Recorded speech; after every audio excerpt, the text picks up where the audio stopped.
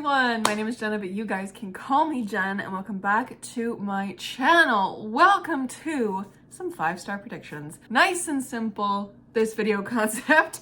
It's in the name. I'm going to predict some books that I have and some books that I'm very excited for that are releasing this year that are going to be 5 stars for me, hopefully. Hopefully. But we're going to start with the ones that I own physically. As with each time that I've done this, I think I've done this once, maybe twice before, or like think about this, like what books do I think are going to be a 5-star for me? I have so much issue with it. I struggle so much with it. I don't know what it is.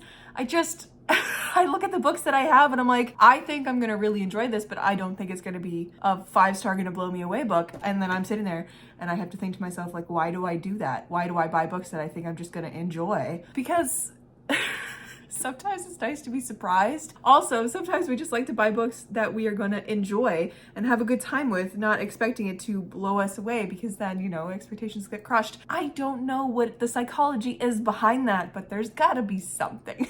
There's gotta be some kind of reasoning behind it. But anyways, here are some that I've pulled off my shelves that I think are going to be 5 stars. I did cheat a little bit, if it can be considered cheating, because I have 3 sequels on here that I'm very, very excited for. They're on this list for a couple of different reasons, but first one we're gonna talk about is Oathbringer by Brandon Sanderson, because I've given the previous 2 books 5 stars, so I'm expecting this to be a 5-star, because Brandon Sanderson really truly can do no wrong. I am loving the Stormlight Archives so much, like truly some of the best fantasy I have ever read. I just cannot wait to dive into this beast. And you know what? Honestly, if I'm reading a book that is this long and it's not like a 4.5, 5-star for me, I will be very sad, because I will have devoted so much time to it. And if it's not a 5-star and I've devoted that much time to it, what the hell am I doing with my life, right? It's a weird psychology thing that I have. Like, big books have to be 5 stars for me. Otherwise, it's what is the point? Which is so stupid of me, because I can still really enjoy it and give like a 4-star, but this is definitely going to be a 5-star in my heart, because I've given the previous 2 5 stars. But yes, Oathbringer. The next one is another sequel, again to one that I've given 5 stars, and that is Bladebreaker by Victoria Aveyard. Now, Realmbreaker is my favorite ever. I love it so much. I adore that book with all my heart. It is exactly what I want YA fantasy to be for me. It is the kind of YA fantasy that really, really works for me. So this better be a freaking 5-star. I am a little scared of this one because it is a second book in a series, and we know sometimes second books in series don't really go very well. I also haven't heard a lot about this, only that the ending is like cliffhanger-y, and I'm a little nervous about it, which is why I haven't read it yet. But I think it's gonna be wonderful, because I loved Realmbreaker so much that Victoria Aveyard can really do no wrong. So this is definitely, hopefully, gonna be 5 stars. I'm gonna say that a lot, the definitely, hopefully, gonna be 5 stars, because like that's my internal feeling for sure. The next one is another sequel, the 3 sequels, and that is Ruin by John Gwynne. This one's a little different, because these 2 sequels I have not given 5 stars to, but they've been really close. They've been like high 4, 4.5 stars. So I'm really hoping that there's one in this series that gets me to that 5-star, and I think it's gonna be Ruin. Why? Because I think it's going to ruin me. It's a really stupid joke, I'm very sorry. But honestly, yeah, that's mainly the reason, I think, is because these just kind of keep getting better with each book. So I'm hoping that Ruin is the 5-star for me for this series. This is just such a wonderful series. I should probably be telling you what these are about, but they are sequels. So I don't know, another epic fantasy. You guys have heard me talk about John Gwynne on my channel before. I am a John Gwynne stan through and through. So, and if these 2, the Shadow of the Gods and Hunger of the Gods, are any indication, the third one of that one will also be 5-star, but I'm not gonna talk about that because I don't know when that one's coming out.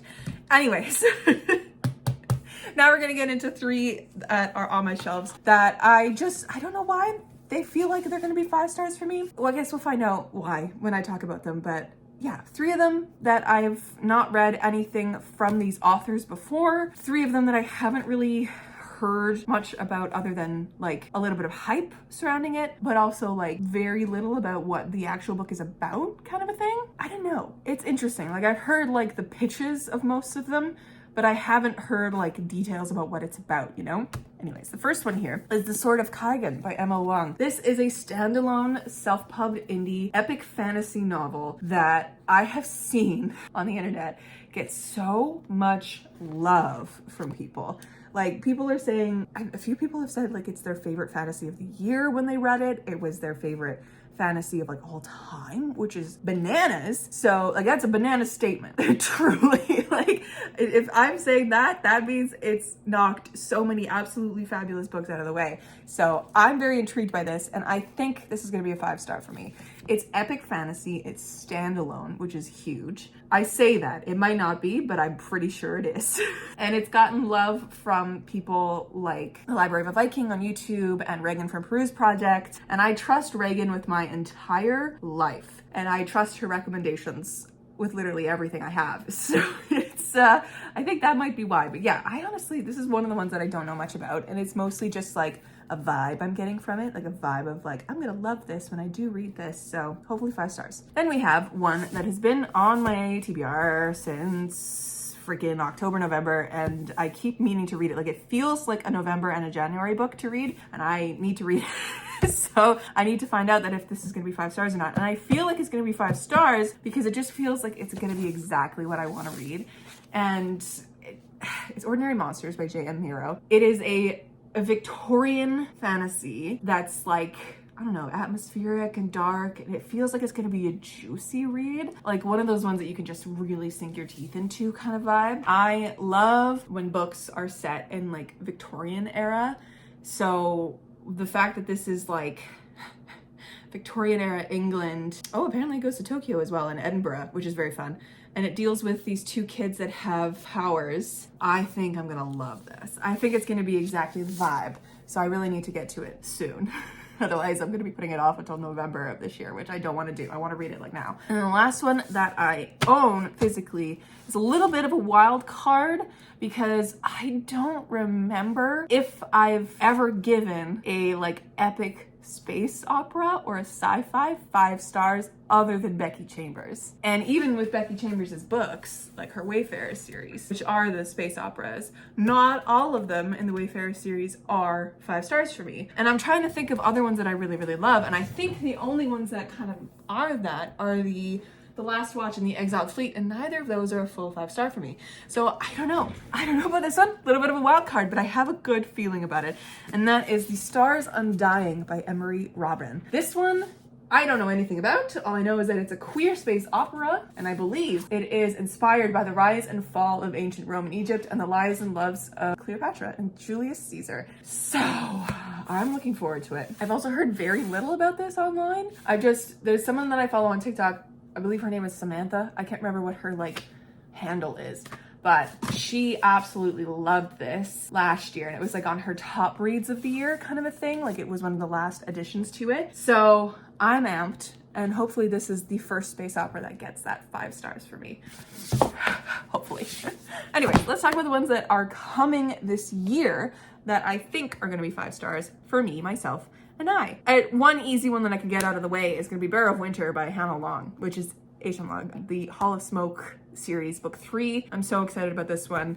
It's some of my favorite fantasy I've ever read. Hannah's world building is some of my favorite world building I've ever read in my life. They are snappy, fast, delicious reads. I love them so much. So Bear of Winter hopefully is gonna be 5 star because the previous 2, again, have been 5 stars for me. And of course, how could I not mention this, but A Day of Falling Night by Samantha Shannon. Priory of the Orange Tree is one of my favorite fantasy books of all time. So the fact that we're getting another one in this world that's even gayer and bigger and juicier, I cannot wait. And it's going to be 5 stars. That one I can tell you right now is gonna be 5 stars. Another one, again, by Hannah Long, is gonna be Dark Water Daughter. That one's coming out in July. Guarantee that's gonna be 5 stars. It's got pirates. Pirates and fantasy are my favorite. And again, I love her writing so much, so it's gonna be 5 star. And other than that, there is also the sequel to She Who Became the Sun that's expected this year. I believe it's He Who Drowned the World? I think that's the title of it. I think that one's gonna also be a 5 star for me when I get it into my hands because it's just like She Who Became the Sun is a masterpiece of a book, and it really did something that I think a sequel and the final of the duology is gonna really do fantastically. you know? So hopefully that one's also gonna be 5 stars. I really also want to say, like, the Rick Riordan books might be 5 stars. They might just be 5 stars. They're coming out this year. Like the Nico and Will book that's coming out, that he's co-authored with someone, and then the Chalice of the Gods, which is Percy Jackson #6. I hope both of those are 5 stars because just for nostalgia factor. But other than that, I think I'm also going to predict that the Ashfire King by Chelsea Abdullah is going to be 5 stars as well, because when I read The Stardust Thief this year, that was 5 stars, or almost 5 stars, like 4.5, 5 stars, and it was amazing and I really, really liked it. So I'm really hoping that the sequel knocks it out of the park as well. This is probably me cheating about the fact that I'm adding so many sequels onto this list, but that's honestly how I tell if things are going to be 5 stars or not, because the vibes of like previous authors that I've read, and I know their writing and I know what they can do and I love what they do, usually those are the books that end up being 5 stars for me. So that's usually my reasoning. But yeah, I think that's about it for my 5-star prediction video. Hopefully I can come back to this video at some point and either confirm or deny these being 5 stars. So we'll find out. But let me know down below, my friends, if any of these books are on your radar, or if you have a prediction for something coming out this year that you think is going to be 5 stars, because I would love to know, and I will probably add it to my TBR. But anyways, friends, thank you so much for hanging out with me, and I will catch you in another video very soon. Wow, this video went really quickly, but yes, 5-star predictions. Hopefully 2023 is a great reading year and all of us are graced with 5 stars we love. I'll catch you in another one soon, guys. Stay kind and keep on reading.